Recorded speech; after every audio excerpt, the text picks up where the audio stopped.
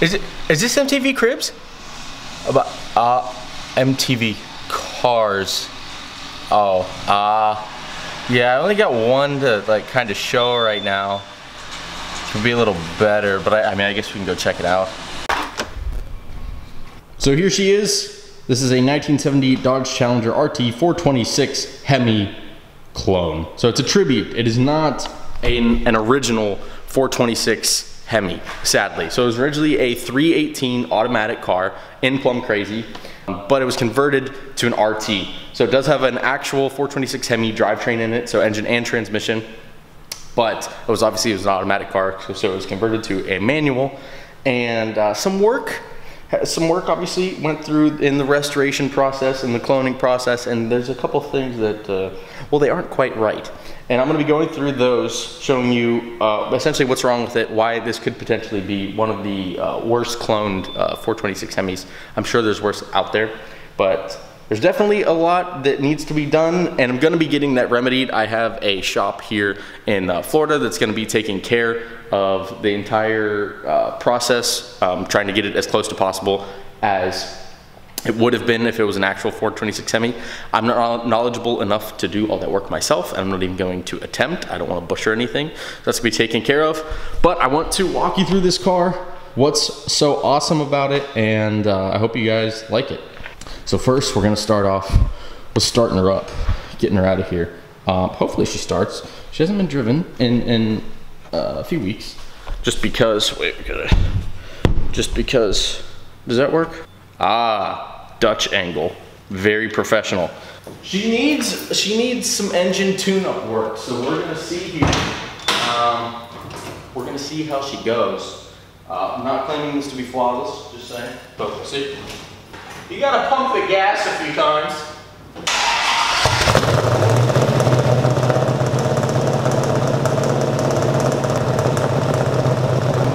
She starts right up.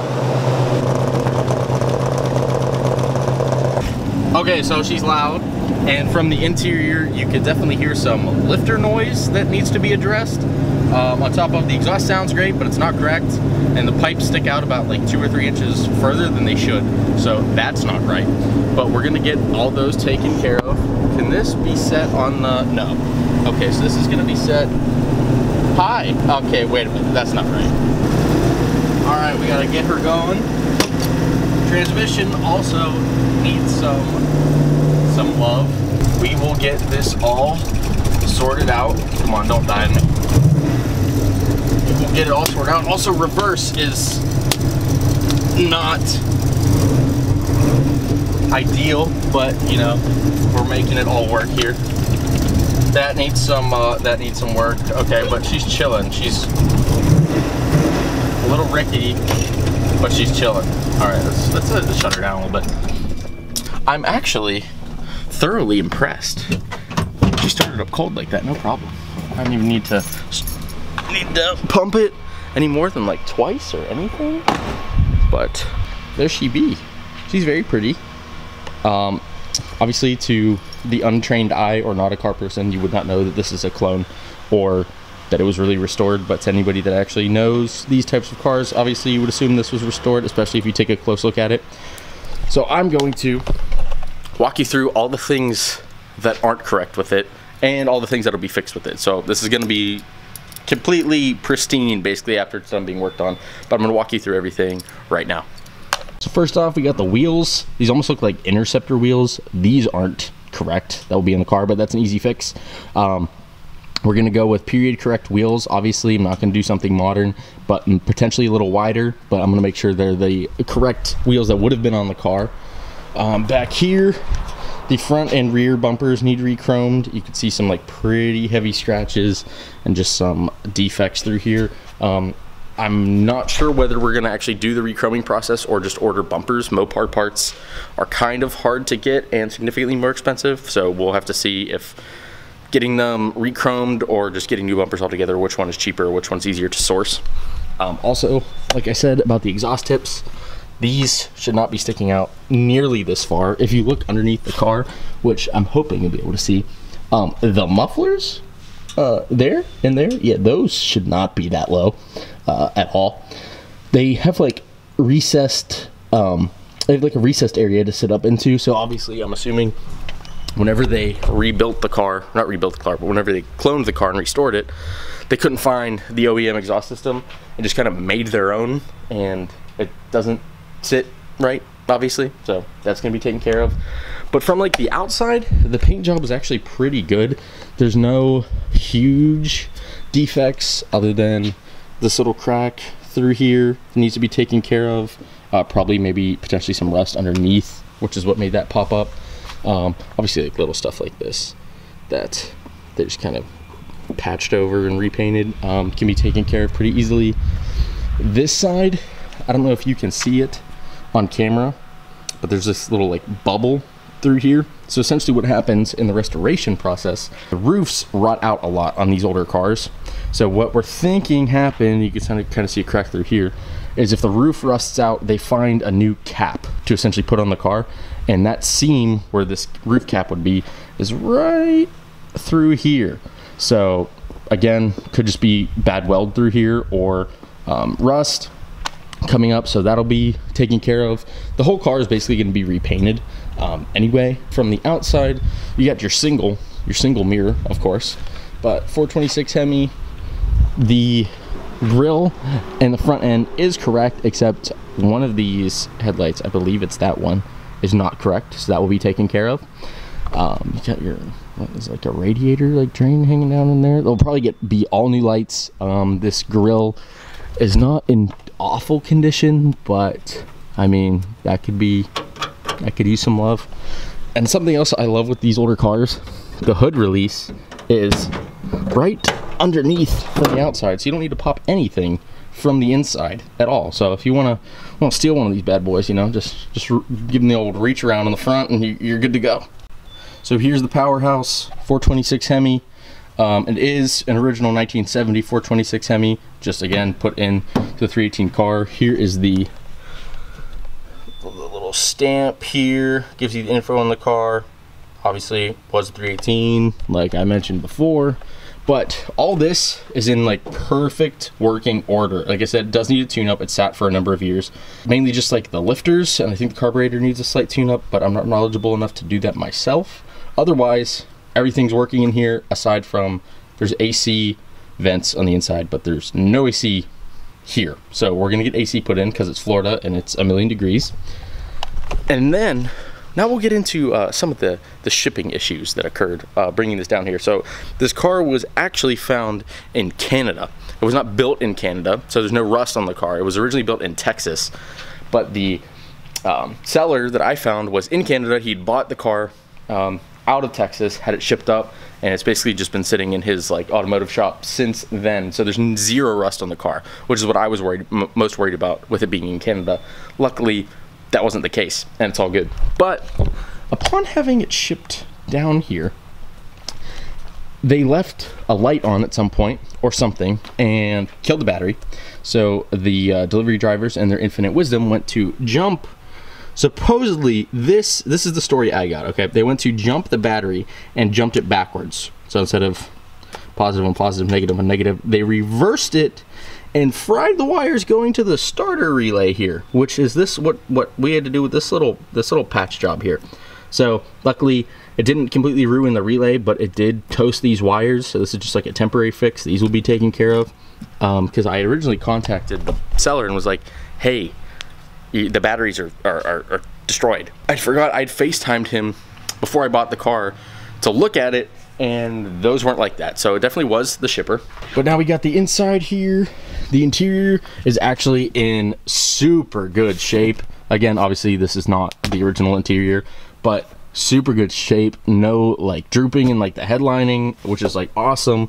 The carpet's all in really good shape. The rear seats are in really good shape. The whole interior is like pretty solid. Like even the door jambs down here, you got some mess that they tried to patch up right there, but like other than that, like everything's super solid. So doesn't really work properly. It's the getting it up motion that's you know that could use some love.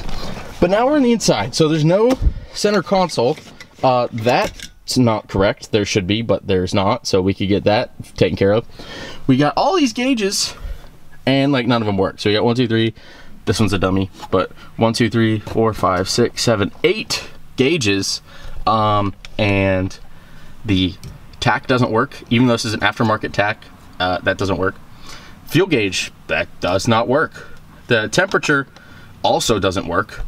And the only thing that works here is your volts and your oil pressure. So that's not good. I would like to know how much gas I have and what RPM I'm at, but thank goodness I know what speed I'm at. Also, like I said before, you have all your AC controls, and there's no AC in the car.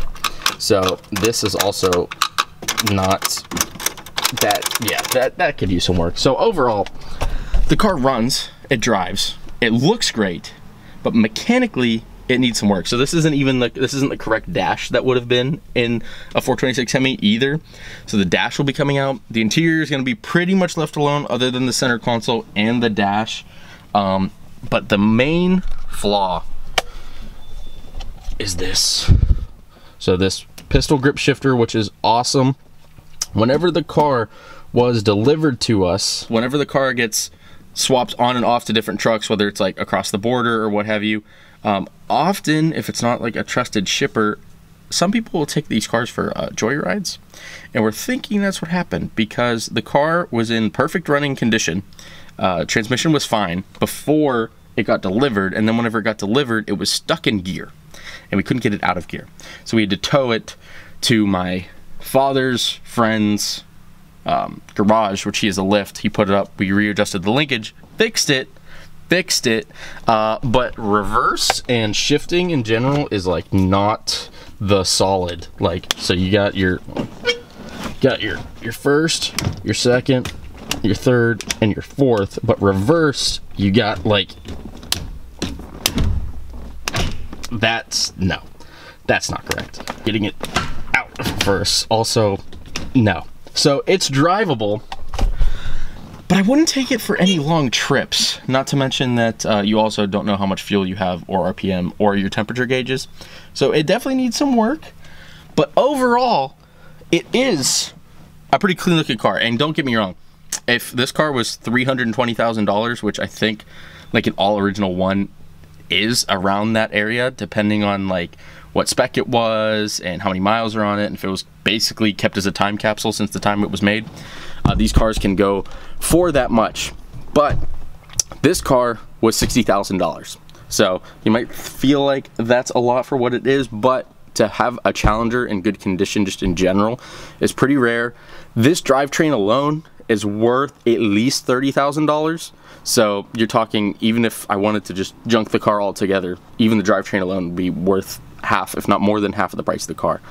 But the question, why this car? Why did I get this? So my dad's very first brand new car back in 1970 was a 1970 Dodge Challenger 483 Magnum in Plum Crazy.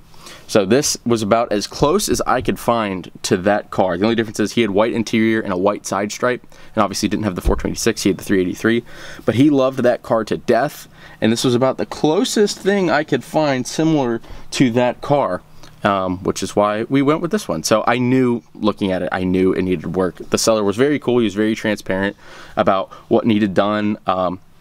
He actually has a radio on the way because he didn't have time to put it in the car, so he has the radio on the way. He sent us a whole book, like a whole binder essentially, with all the information regarding when this car, what work was done to this car and when and where. So that was super helpful. The buyer was super transparent. I knew exactly what I was buying whenever I was looking at the car. This car is really cool. Potentially could have been a bad deal, who knows, but I'm happy with it, and it's definitely a head turner. You don't see Challengers really at all on the road, nonetheless bright purple ones with this drivetrain. So whenever this is all in working order, all set up, this will be an awesome car for shows, because, and I'm not planning on like showing this car or winning any awards, I've always wanted a 70s era muscle car, and that's exactly what this is.